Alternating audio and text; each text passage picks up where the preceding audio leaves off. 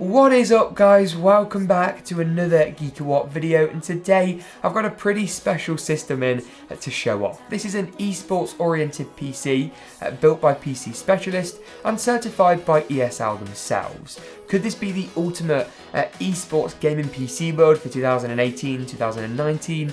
Let's dive in and take a look.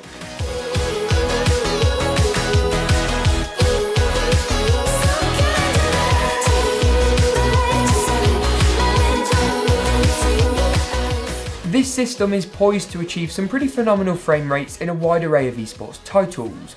With a GTX 1070, 16GB of RAM and an Intel Core i7-8700K, there's certainly plenty of power in here. Now I know what you're thinking, haven't Nvidia just released the new RTX lineup of graphics cards? Whilst you would be very correct in that statement, the standout feature of those cards is of course ray tracing, something which simply isn't applicable to any esports titles at the moment.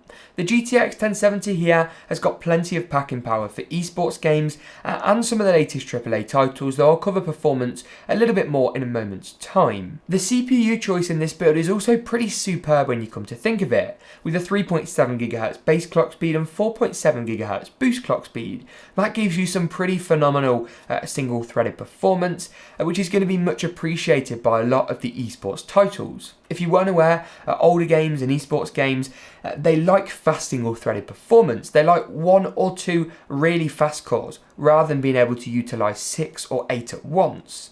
Where this CPU really covers your back though, is it does have 6 cores and 12 threads, so the multi-threaded aspect is also covered to a certain degree, meaning if you wanted to get into a bit of video production, content creation, a bit of live streaming, you can do that absolutely no problem whilst maintaining some really nice frame rates. Additional system specifications include a 120mm all-in-one liquid cooler to keep that CPU nice and chilly, that's from Cooler Master, and likewise for the case, it's their K500 chassis.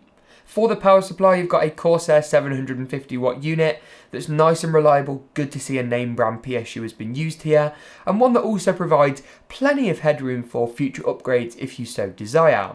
The system is built onto Asus's tough Z370 motherboard, and overall it's a really nice motherboard. It's not only on the overclocking chipset that gives you greater expandability and much better upgrade paths in the future, it's also going to be slightly more reliable than a lot of the cheaper motherboards out there and going to look really quite fantastic in the process. Finally, you get a 256GB SSD from Intel, which is paired with a 2TB Seagate Barracuda hard drive for all your mass storage needs. This approach really is the best of both worlds, and you'll see me kind of recommend it all the time. It means you can have a fast Windows drive for super quick boot up times, but a nice big hard drive for all of your system's mass storage. All in all, I think this culminates to create what is a really nice looking system, with a bit of a gamery edge, a nice bit of RGB, but not too much, that makes the PC feel, garish and in your face. Airflow is also really nicely done on this Cooler Master chassis to keep your system quiet and prevent any parts from not running at their full potential. Combined with PC Specialist's superb cable management, and the system aesthetic is super duper clean. Before we hook this system up and down into some gaming benchmarks, I think it's important to understand the purpose of this system. The whole end goal is that the user can plug it in, play any esports title and crank it up to 1080p at maximum settings and easily achieve 60 FPS, but more ideally 100, 110, 120 frames per second. Those super high frame rates are crucially important in fast-paced esports games to help you get the real edge over your competition. So now let's plug it in and take a look just how well it performs. Taking a look at some gaming benchmarks with all settings maxed out at 1080p and VSync disabled, League of Legends saw an average frame rate of 268 frames per second. Dota 2 was a similar affair with a respectable 106 frames per second average, and that's 1080p max settings. Fortnite, the game that has taken this year by storm, pulls through with a respectable 138 FPS average. Really love that game. Moving on to World of Warcraft, it's a bit more of a difficult game to run than the others, but still 94 frames per second average, 1080p ultra settings. GTA 5, one of the most popular games of all time, sees dead on 60 frames per second in the in-game bundled benchmark. Moving on to Call of Duty's Black Ops 4, my favourite game this year, and 57 FPS is a respectable 1080p frame rate max settings.